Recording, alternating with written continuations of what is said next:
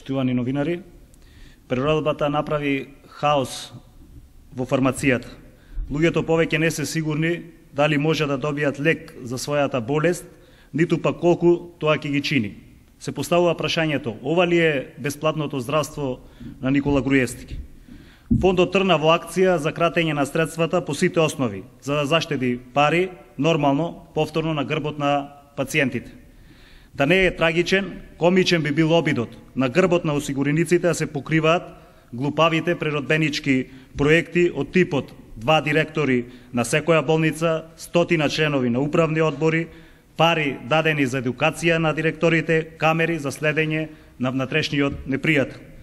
Во изминатата недела од страна на фондот, Министерството за здравство, Бирото за лекови, сведоци сме дека се промовираа правилници за работа на аптеките, за издавање на лекови и сето тоа важи и се спроведува до првата јавна реакција, било да е тоа од медиумите, пациентите или пак од здравствените работници.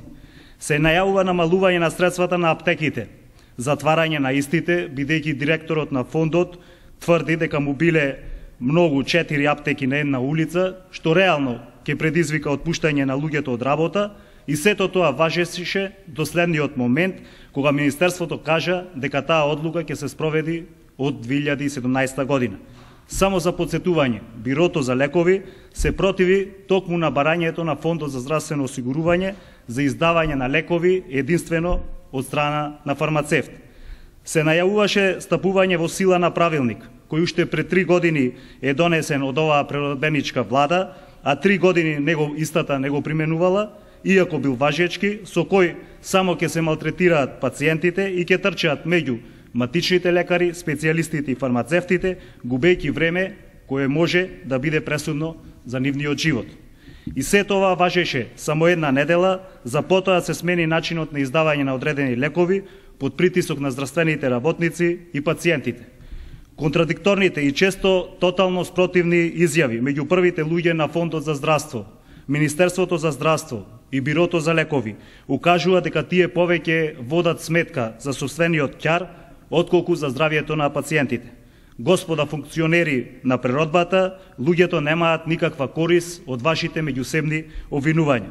Се поставува клучното прашање, дали има воопшто пилот во авионот наречен здравство? Најголемо достигнување на преродбата се ефтините лекови, кои се форсираат застарени со сомнителен квалитет, иако или, како што се тврди, се работи за некоја од најсиромашните африкански земји.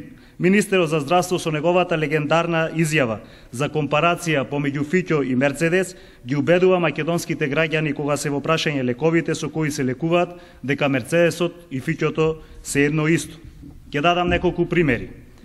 Арава се користи за третман на артритис. Моменталната цена е 5137 денари, а предложената цена на референтната листа е 3894 денари. Пример 2. Бонвива, најмодерен лек за остеопороза. Моменталната цена која фондот ја плаќа е 1842 денари, а новата предлог референтна цена е 501 денар. Торвекс, лек за холестерол и висок крвен притисок. Моменталната цена е 1502 денари, а предложената цена е само 143 денари. Пример 4.